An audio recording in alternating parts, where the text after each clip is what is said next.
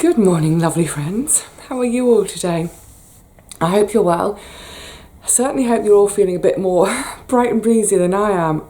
Oh my goodness, here we are at the end of September and I'm feeling a little bit today, a little bit dishevelled. Please excuse my state. It has been a long, busy, bonkers month. It just seems to get more bonkers as each month goes by. It's undoubtedly, it's been really, really busy in the garden this month. It's funny when I look on sort of Facebook posts and see pictures of people's harvests. People are picking and doing so much in July. And I always feel like, oh, I'm so behind. But I think it's just because I think I tend to either start things later or direct sow later, but my garden always seems to be, it starts to come into its own in August, mid-August, and from about mid-August right through, even to the end of October, that's when I'm doing my harvesting. So it just seems to get busier and busier, excuse me, as the summer sort of fades into autumn, and even as autumn's going towards winter. So it's been a fantastically busy month. A great month, so much wonderful harvesting. Hang on, I'm going to wet my whistle. I think I've got another cold coming on, so annoying, and just a bit run down. So I'm having my chamomile and loads of honey and some extra lemon in this. I definitely feel like I'm coming down with something. And yes, it's probably my own fault for just doing too much all the time. Anyway, yes, so it's been a really productive month in the garden in terms of harvesting. I was there all day a couple of days ago. Oh my goodness, what a day. I'll tell you about that in a second. But having had that whole day, just a little bit of tidying, but more picking, I sort of stood back at the end of the day looking at the garden to think, right, what do I need to do in October? It's like, oh my goodness. How amazing. I've still got loads of harvesting to do. The flint corn, what else? The chickpeas, the flint corn and chickpeas. The chickpeas, that's a big one. Oh, my mind's gone blank now. Oh, quite a lot of harvesting of dry stuff that's for seed saving. Yeah, loads more beans to come. Actually, after this video, the next video you'll see is a bean saving video that I actually made a couple of days ago. Well, actually, I made it at the beginning, this time last week. The reason I'm mentioning that is because at the end of that video, I'd had a phone call about my great aunt, which has made this week really busy too, and has just added into the pot of, make Vivi feel pooped. So, yeah, just to quickly explain that, I had a phone call from the carers while I was in the garden. One of the carers had gone through the bathroom floor. So she lives in a bungalow. The floor is about 3-4 feet above sort of like the dirt, as it were. So there's the foundations. The joists sit into the foundations, the brickwork, the floor sitting on top of the joists. There's a gap underneath. Well, he'd gone through. And I knew from sort of 4 or 5 years ago when I did up her house, when she had her fall and hoarded herself out, I had to take out the old loo. And when I did, I could see that the floorboards were rotten, so I pulled them out, but then I could see the joists themselves were rotten. So I replaced those two before new floorboards and a new lavatory and cistern, what have you. Well, this is on the far side of the bathroom. I didn't do the whole floor at that time. So as soon as I got the call, I could kind of imagine what had happened and what was going on. And I just thought, I just don't feel physically up to doing that kind of building work anymore. So, I've got to find a builder, I've got to set up money. Brilliantly, I've managed to secure the services of one of her neighbours is a builder, and he happened to be free this week, which is fantastic because I know him really well. He knows my aunt great aunt really well. He pops in to see her sort of 2 or 3 times a week, which is fantastic. So she knows and trusts him. I know and trust him. He has a key to the house, which is great. So he's going to start on the work tomorrow. So I'm going to go down there tomorrow to meet up with him so we can fully assess everything that needs doing. And then in the meantime, he needed some cash for materials up front. So I thought, yeah, easy.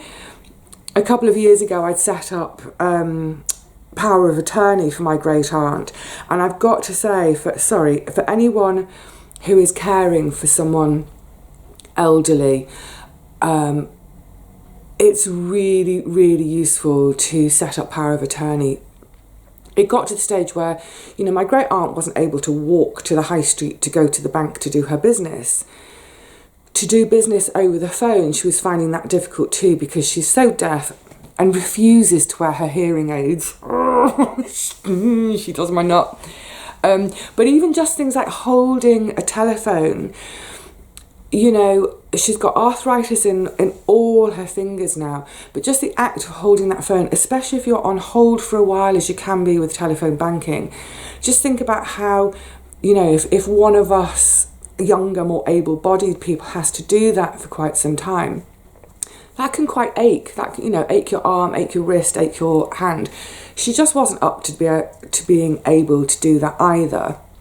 So it came to a head a couple of years ago, and we were trying to do some telephone banking for her. So I do all the dialing, I do the sitting on hold, waiting for the person, then I talk to them, but then I have to pass the phone to her so that she can verify who she is and say what she wants, but then she can't hear the answer, so then the phone was coming back to me, and I mean, it was just getting to a ridiculous stage, and I think my great aunt was really quite reluctant not to give power of attorney to me because she doesn't trust me or anything like that. I think for her it was one of those things which it sort of symbolised her losing her independence. We had talked about it up until then. We'd talked about it over a couple of years. I'd brought it up a couple of times. I'd let her bring it up a couple of times, but each time she said, no, I can manage. So I think it was a big, brave decision for her to let us get it all sorted, because, like I said, I think it did sort of symbolise, that's it, you are losing your independence and you're needing more help than you've really wanted to acknowledge. But like I say, if you're in a similar position, I know it's a difficult conversation to have. It can be really difficult. The great thing about both my great aunt and I is we're both very pragmatic people. We talk about death, we talk about our wishes for funerals and things like that. We talk about that very openly. We talk about our health openly. So I think it was a bit easier for us. But anyway, having done that, that's great, because that meant that I could set up online banking, not for her, because she doesn't have a computer, but it meant that when I'm at home here in London, I can do all her bills, I can do all of that kind of stuff on my computer here. She doesn't have to worry about any of that anymore. Of course, when I'm with her, I still go through all the paper bills with her, so she still has that kind of knowledge of everything that's going on and has control over it. So for instance, you know, she'll complain sometimes that the water bill is too high, we're using too much water, we need to use less water. So she still has that control to a degree, which is great. But yeah, this online banking is all set up. I thought, yay, easy. I can transfer money, do a BACS transfer to the builder, to our neighbour friend, get him the money sorted for the deposit, for the materials. It wouldn't let me do it. Online banking, when it works, it's great. It wouldn't let me do it because having set it all up, what I hadn't done at the setup stage was put my mobile phone number in. And the thing is, you need a mobile phone number or a phone number so that when you're setting up a new payee, going all around houses now, you you need a phone number for them to text you a verification code, which you then type into the computer. Because my telephone number was newly put in, the computer said you have to wait 48 hours after having put the phone number in before you can use your online banking again. So I thought, oh, never mind, I'll do telephone banking. Tried that way. No, you need your telephone passcode. Oh, I don't have it, it's down in Kent. Long story short, I went old school. I went across the road. I'd completely forgotten that I literally live opposite a branch of her bank. So it was great, face-to-face business. I explained I didn't even need an appointment. I just went in there and I went, I've got to do this, I've got a problem, I need to sort it now, it's for my great aunt. Poor woman. I told her mine and my great aunt's life story in the space of 5 minutes. It all got sorted. Fantastic. But I have to say that it took all morning. It was like 1 o'clock in the afternoon before I managed to get all that sorted. And that's what I mean about September being busy. I just feel like it's coming from all directions, and just when I think I'm getting on top of things, something else arrives for my attention. So anyway, that's good. And then that was Friday, and then Saturday I decided I'd try to have a full day in the garden. Excuse me while I have a quick blow. It's better. Yeah, I decided I'd have a full day in the garden on Saturday because we'd had a week of rain. So I hadn't done, really heavy rain as well. So I wasn't able to do any gardening, but that was fine because I had so much to do indoors anyway. So I thought, great, I'll have a full day. I'd sort of half forgotten that it was going to be our community apple pressing day, which it sort of lasts all day. It's great. So apples from all the various communal trees and from people's own individual trees, they get picked, brought together, they all get washed, chopped up, put in the mangle to crush them, then they go into the presser and people turn the presser and all the gorgeous juice comes out. So I knew that was happening and I had wanted to take part, but it was one of those occasions when, and this is rare for me, when if there's something community happening, I just had to say, I'm not going to take part in that today, I've got to sort my own garden out. Everyone understands, there's no have to, but because of that, I'm not going to then take any apple juice. If I haven't done the work, I'm not going to take the product. And they set up to do the work only a few metres away from my plot, so I can hear everyone, I can hear everyone's laughter and chat, and it's lovely. But within a few minutes of people gathering to get started, oh my goodness, we were using really tall, fortunately fairly lightweight aluminium ladders because the tree is so tall. I was outside my shed. What was I doing? It's just sorting out some tools and bits and pieces, and I heard someone say, coming towards my shed, Vivi, have you got a plaster? Oh dear, what? Anyway, I've definitely got a cold. Hang on. Gosh, sorry, start today. Yeah, one of my fellow plotters, the ladders had fallen over and he decided to catch them with his face. Split his eyebrow open. And it always bleeds so much when you split your eyebrow. It's such a vascular little area and there's just nothing to cushion a blow. So yeah, because it's waxed onto the bone, eyebrows just split. I've got scars in my eyebrows, I've split mine open. Never mind, a bit of antiseptic cream, bit of a wipe and a clean up, couple of steri strips, good to go. So I followed them back to the apple pressing area and I jokingly said, right, no more accidents. Firstly, I'm a paediatric nurse, I'm not an adult nurse. Secondly, I'm no longer a nurse. Thirdly, for the rest of the day, I'm busy in my garden, I'm off duty. Everybody, please be careful. Joke, ha ha ha. Go back to my pot, do my bits and bobs. Went back to my shed to find some string because I'm trying to rescue my Rose de Berne tomatoes, which I've been neglecting all summer. So I'm rootling around for some string, and out the corner of my eye, I see someone walking down my path like this. I can't, sort of like that, but arms aloft, and I could see blood on the wrist. I was like, oh, for heaven's sake, what now? And my poor neighbour, Sheena, who you see in the videos, she was white as a sheet, bless her. It's like, right, sit down, keep holding it, whatever it is. So I keep alcohol gel in the shed. It's not ideal for having a clean with, but it's better than nothing, and I keep a first aid kit, so more than plaster. So I slathered myself in alcohol rub, waiting for it to dry. So I was asking, what have you done? Whilst I'm doing this, my fingers waiting for it to dry. What have you done? What happened? I've sliced my finger with a knife. Okay, whereabouts? And it's right down here. Let's have a look. Now the thing is, what a lot of people don't realise is I'm incredibly blood and trauma phobic. I know, get that in a nurse.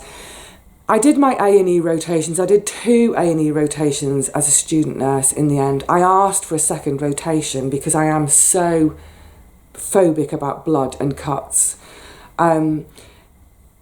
Doing the extra rotation, no, it didn't help with my phobia. I even had hypnosis. That doesn't help. I can't bear uncontained blood. If it's in a bag and I'm hanging it as a transfusion into a child, I can cope. But anyway, so, but there's something about when you're in the moment, it's like, do you know what, Vivi, never mind your own phobia, get on with the work. So she'd got a little tissue there, had a look. I won't go into details, don't want any of you to be squeamish, but it was really nasty cut. It was wide and deep. So I cleaned it as best I could, and I keep sterile wound dressings in my shed. So I got a wound dressing on there, did a bit of a pressure dressing over the top, went and found, oh, and at that stage, she was about to keel over. I could see. The thing about when you damage your hand more than probably any other part of the body, it can make you feel really, really squeamish. It's part of the body's natural defence mechanism because your hands are so important. Anyway, poor lamb was half keeled over, so one of the other plot holders lives really nearby, I mean really close by. So I said, right, can you run her up to the urgent care centre so she can get this properly closed? Because there's no way I could close that kind of wound in the shed. And besides, never mind, even if I could close it, it absolutely has to have a proper clean. You know, no matter how clean I try to be, how clean, everything I keep in my first aid kit is in individual sterile packs. It doesn't matter, it's a dirty environment. So off she went to hospital, came back a couple of hours later, big dressing. She's fine. What an adventure, oh my goodness. So I did most of what I planned, not all of it. So as I'm looking forward now to October, I probably will this afternoon make a proper list because I suddenly feel like I've got a lot to do, both harvesting, tidying things up, planting my next crops. I'm already at that stage where I need to be planting my next things. So I need to get organised because during October I'm going to be backwards and forwards to my great aunt's quite a bit, especially while this building work's going on. I've got other commitments. I really, really need to manage my time well this month to try and fit it all in. But as a great way to end September, yesterday I went up to the RHS Autumn Show at Malvern, and it was wonderful. I did a bit of filming, not very much. I'm going to slot a few bits in here for you to see. But I went with Richard and Paul, and essentially, see, I'm thinking of Richard, he's all sensual. Yeah, essentially, when I'm out and about with friends, it gets to the stage where I don't want to film because I'm in someone's company and their company is everything. So I took a couple of shots, which I will show you. Now, the whole reason for going, I was asked to take part in a Q&A for the afternoon. So sit on a little stage, people can ask questions. If I can answer them, I'll answer them. That's it. Very low key, nothing major. But I said, yes, I'd be delighted to do that. I've never been to Malvern. Is it doable from London in a day? It is. Just, oh my goodness, that was a long day. It was 5.5 hours of travel each way. So I got up before 5 o'clock yesterday morning. I haven't got up that early since I was a nurse. Left my house at 6 a.m. Got back last night about 9:30 p.m, which is why I'm looking such a mess today. Oh, but it was so worth it. Also on stage there was Liz and Jane and Hugh, and what delighted me was that Hugh, who's a 20-year-old lad, young, strapping, healthy, vigorous lad, even he was mentioning how at this time of year everyone's exhausted because the work has been relentless, utterly relentless. And he was mentioning, as I'm sure I've mentioned in a video a couple of weeks ago, how at this time of year we need to give the garden a rest. Obviously some of our beds are still going, but we need to incorporate time each year into the garden where we can leave our beds fallow, give them a rest, feed them, nurture them again. And just as we do that for our beds, oh my goodness, we jolly well need to do it for ourselves too. Yeah, so if a 20-year-old strapping lad is feeling exhausted, I don't feel quite so bad as a middle-aged fart feeling so exhausted. Oh, chamomile cheers to you, Hugh. So, like I said, I didn't do a huge amount of filming yesterday, but here we are at the start of the day. Good morning, lovely people. How are you all today? I hope you're well. I am neither in my shed nor in my kitchen. I am racing through gorgeous English countryside for my day at the Autumn Show in Malvern. Yay! Oh my goodness, what an early start this morning. I did film this morning to start my day, but the day started before 5 o'clock. I watched my footage back, it was pretty hideous.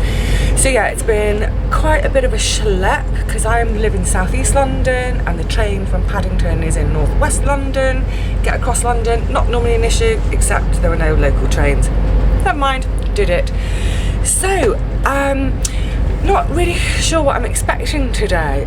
I'm hoping that it's more like a county show than a flower show, because in my experience, I've been to a few flower shows, it's not really for me. County shows, however, are a whole different ballgame. I love them. I love it when I can see some vintage farm machinery. I love my tractors. I'm hoping to see some tractors today. I love it when there are sort of demonstrations of crafts. If I can see a few horses today, that would be great. One of the best counter shows of all is the Yorkshire show. Absolutely amazing. Haven't been for ages, not a couple of years or so, probably longer. But last time I was there with my sister, and there was this gorgeous category of mares with their foals in the heavy horse section. So there are all these beautiful Clydesdales coming out with their little foals. Beautiful. So I'm hoping for some of that today. But otherwise I'm kind of just going with an open mind. Just gonna see what I see along the way. Oh gosh, it's wobbly. And I've just got to sort of explain something else as well. Get ready for your close up. Oh, so much of this quick release thing is stupid, isn't it? So yeah, not sure what to expect, but going with an open mind and looking forward to just hanging out there. Oh, we're nearly there. But I've got a bit of company with me today as well, in the form of... Good morning. Who are you two reprobates? Look, it's... Richard and Paul. They're even sitting the right way round in the train. Are you like Anton? Don't you have to always be the right way round? Yes, yeah, absolutely. So, what are you two looking forward to seeing and getting up to today? Cake. Cake. More cake. Cake. Cake. Maybe a Cake. glass of real English ale to go with Ale, the cake. cake, Gin. There's a gin stand. gin. Oh, gin. Are you going to come and look at the tractors with me? Yes, tractors. Oh, there's an old caravan as well, Old isn't caravan. Is there an old caravan? Yeah, there's a vintage caravan, Vintage 1925. Lovely. there? So we're all a bit excited and we're Can't very wait. nearly there. So we'll see you two later. Allotment. And, Whoa. quick. Allotments, quick. Oh, sorry, panning around too fast. Oh, look, this is one of the great things about train journeys, is having a nosy in people's gardens, but having a nosy at allotments too. No, it's the one Right, after this. those houses are boring. Oh, and the graveyard. Oh, well, we're here. We made it in one piece. Yay! So much to see and do. I'm quite excited. And I just thought I'd give you this fast shot because there behind me, the famous Malvern Hills. But look what's over my shoulder. One of my absolute most favourite things in the whole world. The heavy horses. I don't care which breed of heavy horse. I love them all. I think I'm a bit Victorian at heart. I think I'd like to walk behind a plough. I say that now. Actually, it's hard work, isn't it? But never mind, I'm going to get my specs on and have a little play with the horses and then see what else I can find. But let me give you a little shot of them because they are beautiful. Sorry, I'm not swinging you around, I'm swinging me around. But, oh, look. Utterly, utterly gorgeous. I don't ride anymore. I haven't ridden for quite a few years because in London it's really, really, really expensive. Even if you're riding, you know, I'm not talking about having your own horse, but I have years ago. I've ridden heavy horses as well, which is quite amazing to sit astride. Such a beautiful beast is this. Oh, you are fine, fine, fine looking. Let's go and have a look at your friend on the other side. Oh, I was so delighted to see the heavy horses. And the one behind the one that I was showing you was right up against the sort of a barrier. And it's going to make me cry to think about it. Cry, happy cry. We had a good nuzzle, a good pat, and such a beautiful, beautiful, incredibly placid creature. Let me put my arms right around his neck and have a proper close-in cuddle. It was gorgeous, gorgeous. And that horsey smell, oh, I love it. It really, really made me miss being around horses. Oh, but as I was mentioning in the video, I used to ride at a stables it's about sort of 3 miles up the road from me. But it's 20 quid an hour. And there's no way I can afford that. And also, I think as time has gone by, I feel less comfortable about getting onto an animal. I think these days I prefer to just be with the animal, have those moments of just looking into the animal's eyes, cuddling it, being up close, feeling its beautiful, oh my goodness, the musculature of these animals is magnificent. Yeah, anyway, so I had my horse cuddle, yay! What did we do next? Yes. So, the machines. I'm such an engineering nerd. I love engineering of all descriptions. I'm so my dad's daughter. I love railways, I love canals. I love industrial architecture, which is kind of weird because I'm a country girl at heart in so many ways.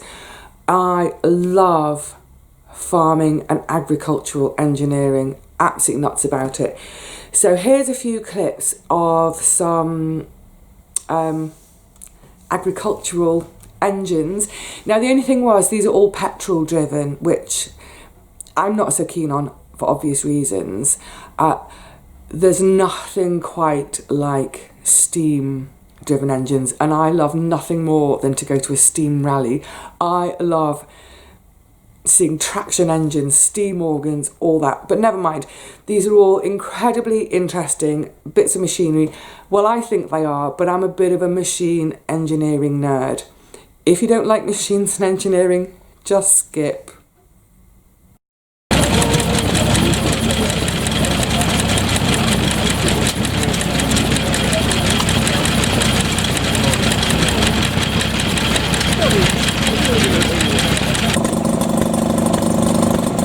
Oh, I'm in heaven.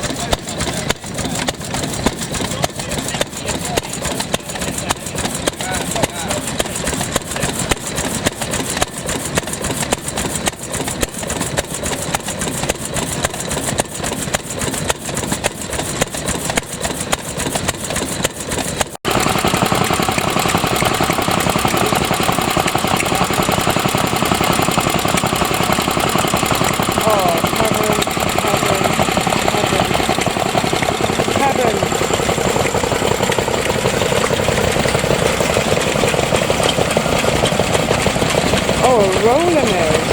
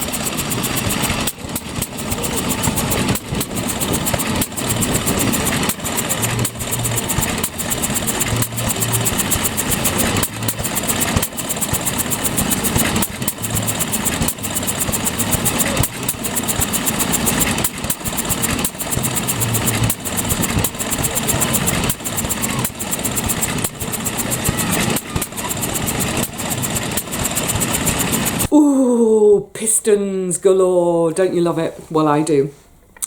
Having seen or spent ages with those machines and the vintage tractors, love them, love them, love them, love them. Oh, I had to stop myself from climbing onto them all. Yeah, so that was all fantastic. And also, just along from there was a gentleman, oh gosh, easily into his 80s. Oh, such a granddad, reminded me of mine. And he had a collection of old farm tools, hand tools. Absolutely fascinating. And he was sat down, but I said, oh, can you explain what this tool is? He got up, creaking. He's like, no, don't get up. But he loved it. He was so enthusiastic to talk about these amazing old tools. And there was one that he himself had only recently found out what its use was. Literally a week ago. He's had this tool for years and years and years. He's been collecting. And he said finally, a week ago, he found out what it was. So it was really lovely talking to him. Actually, we weren't doing much talking. He was doing the talking and explaining to us. And oh, beautiful tools.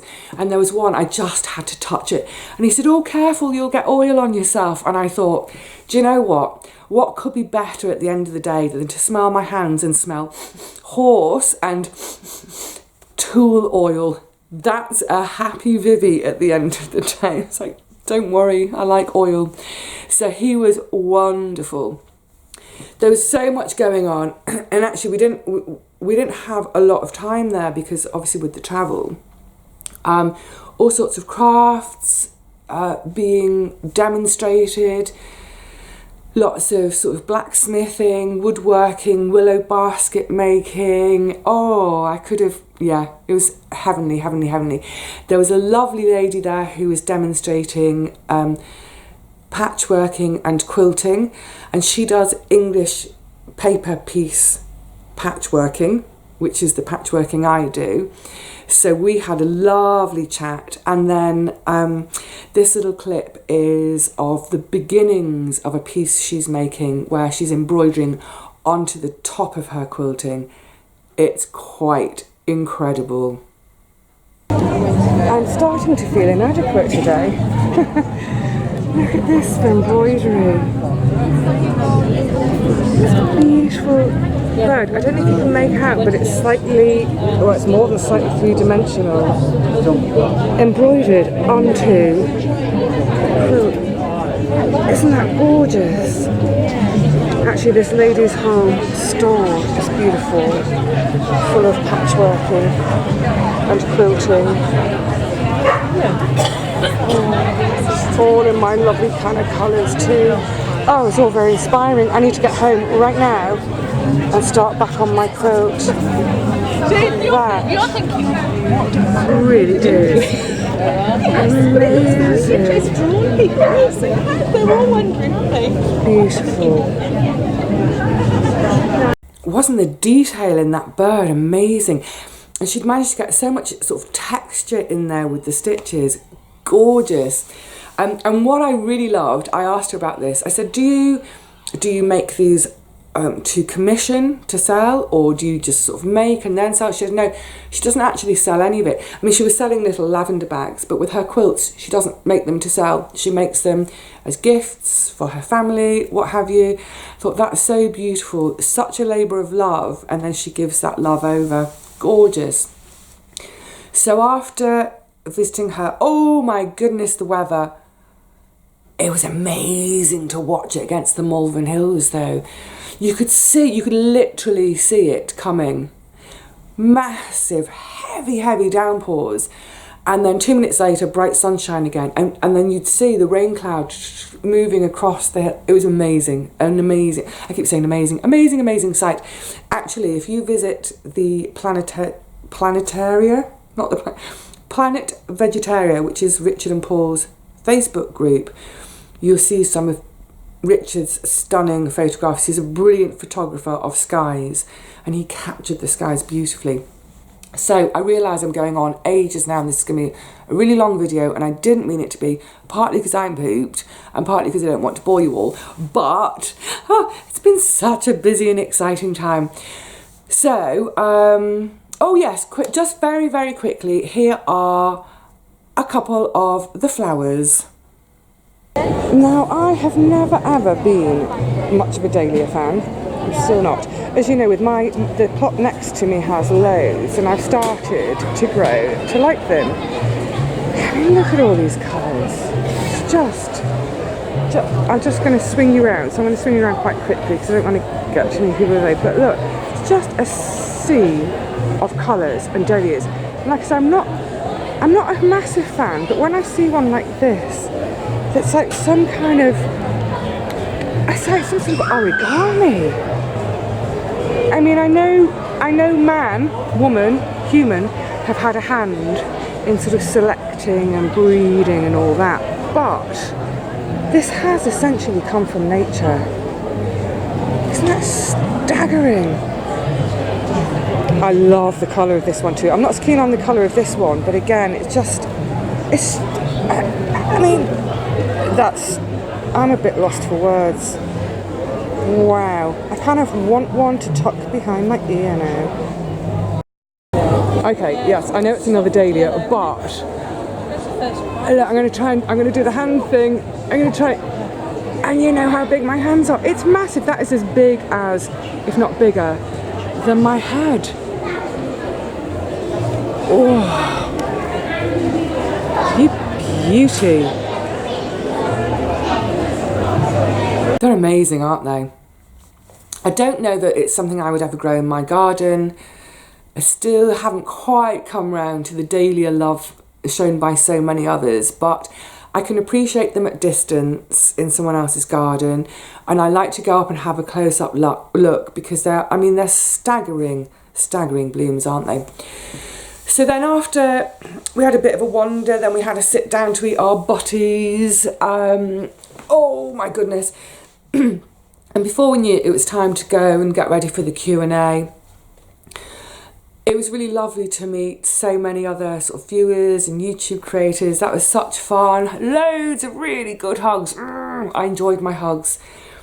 Gosh, I'm just leaning forward for my bag. I hope I don't miss anyone. But I kind of made a quick scribble because I did want to do a quick shout out of some of the folk I'd seen. So there was Nick. Oh, I'm actually here. So Nick from Nick's Allotment Diary. And he gave me some sunflowers. Thank you so much, Nick. Put those somewhere safe for next year. There was Terry from Robotic Allotment Garden. I don't know if that's the correct title. And I'm pretty sure Terry and I met, we must have met 3 or 4 years ago previously at the Edible Garden Show. Terry gives a good hug. Thank you, Terry. There was Rue Lander. Lovely to meet her. Now, the only thing was, we didn't have any time afterwards to talk. Oh, I'll tell you about afterwards in a second. I didn't have time to stay afterwards to talk because I would have loved to talk to Rue about her horses. There we go, it was a horsey day. Did I mention, oh yeah, Nick's up and died. Oh, Dean's lost the plot. Hey Dean. We grabbed a very quick selfie at the end, but I didn't have my camera out.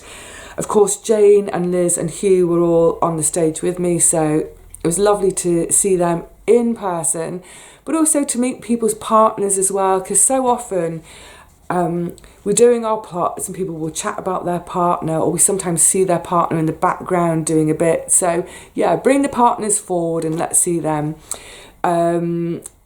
Jazz from Alternative Small Holding, that was so cute. So her little girl Rue, who a lot of you will have seen on her videos, when I saw Rue, I bent down to have a hug.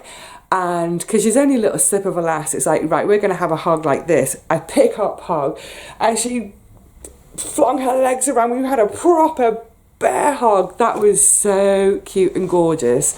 Who else? Oh, I bet I've forgotten people. Oh, Country Crafts. Hi. That was so... Look, there were so many people. I'm sorry if I've missed anyone's names. But it was great to have that brief moment to just kind of hug, say hi, oh, real person, yay, everyone's a real person. But like I say, before we knew it, it was the time for the Q&A, and then because I had a specific train to catch with Richard and Paul afterwards, the organisers had laid on a cab to take us from the showground to the train station. However... Oh my goodness, what a funny sight. The exit for where the taxi was going to pick us up was right on the other side of the showground, quite a way away. And I don't know whether the organiser, I should give a shout out, it's Jane, she's the organiser there, not allotment Jane at Malvern, decided it would be better. I don't know if she's taking pity on me for my niece, but let's get you over to that gate on the back of a buggy. It's like, I think it's like a golf buggy. I've never been in a golf buggy, but oh my goodness, it was just one of the most ridiculous things I've ever experienced in my life. It's like Richard and Paul, because they take up quite a lot of room. So squished into the back of this golf buggy. There's no seatbelt. It's not. Just hold on. I'm sitting in the front next to a woman. Oh my goodness, she put her foot down. I don't know what the top speed is for a golf buggy, but she was doing it. Round corners. This showground is packed full of people. Through mud, through great deep puddles, splashing water everywhere. There was one point. There was a stand that was a kind of demonstration and have a go yourself at doing some, I think it was wood lathing. So the little benches with lathes in front, and there was a kid, a 10-year-old kid, maybe 10 years old, maybe 9 years old, I don't know. She went through the middle of this display. I just had visions of wood lathes flying every direction. This kid is like, his hair went to one side as we went past, going so quickly. Oh my goodness. Anyway, there you go. That's VIP treatment for you, isn't it? You get to go in a high-speed buggy to be picked up by a taxi. Oh, what a great day. What a great day. It was over too quickly in terms of the amount of time we were at the show. But goodness me, what a long day. I got home at 9:30. I pretty much didn't do anything. Just straight to bed almost. So I've got everybody's comments to deal with on the Chocha video that I put out at 5 o'clock in the morning before I left. Thank you so much for all the comments. I can see there's loads of suggestions for recipes and websites to visit. That's brilliant. I will have a proper look. But for the rest of today, I've got loads of bits and bobs of admin to do. I'm in this side of my flat again to do this video because it's a bomb site over there. You know what it's like when you get really busy and it gets in the day, you just dump whatever you're doing because you haven't got time to put it away because you're going to get up the next morning and carry on. So yeah, today is going to be hopefully a slightly quieter day. I'll sort my flat out, do all my admin before I get straight off down to my great aunt again tomorrow. Hopefully by the end of this week, I can get back to the garden and have some, oh my goodness, I'm so tired, some good, thorough time there. But for now, it's time to, I think, just have a day of regrouping, make my list for October for the garden. I can't wait. I can't wait, actually. I know there's some really fun, great things to do in the garden this month. Can't wait. And then I'll wrap up really quickly now, sorry. I had mentioned a couple of weeks ago in a video, my voice is going, I'd mentioned that I was going to do a video of what I've got stored so far at home. But I think what I'll do is, because October's going to be so busy in the garden and therefore probably busy with videos, is leave that for now, let myself get my chickpea harvest in, my flint corn harvest, get the lentils. There was a threshing display, but I didn't get to see it yesterday. That's a shame. It was probably a threshing machine anyway, rather than hand threshing. I don't know. But yeah, get all of that stuff done. Basically get all the harvesting done that needs doing. Apart from, obviously, there are things which I will leave in the ground, carrots, parsnips, brassicas, what have you. Once that's all done, and I've got a chance to sort of draw breath, get everything processed and stashed either at home or in the shed, that's when I'll bring you a video about what I've got in store. But so far, I will say it's looking like a really, really bountiful year. I think it's looking so far, I know the squash haven't done so well, less tomatoes than ever, but going by what's going on with my freezers and what I've already got stashed, this looks probably like my best harvest ever. So I'm so thankful. I'm so thankful. So much food to enjoy and to keep me going until May, June of next year. Right, I'm flagging. I'm sorry, I've just looked at the clock out the corner of my eye. This has turned out to be a really long one. Well, there we go. Maybe it's one of those you can put on I can't speak. Put on in the background whilst you do some, I was going to say sodding and poeing. Oh, God, I need a break. Podding and sewing. Oh, man. Right. It's a long one. If you've stayed right until the end, thank you very much. It's always a joy to spend some time with you. But for now, I'm going to say cheerio. I'm going to lie down for half an hour. I will see you all again really soon. Back in the garden, picking, no doubt, something else. Until then, please take care of yourselves.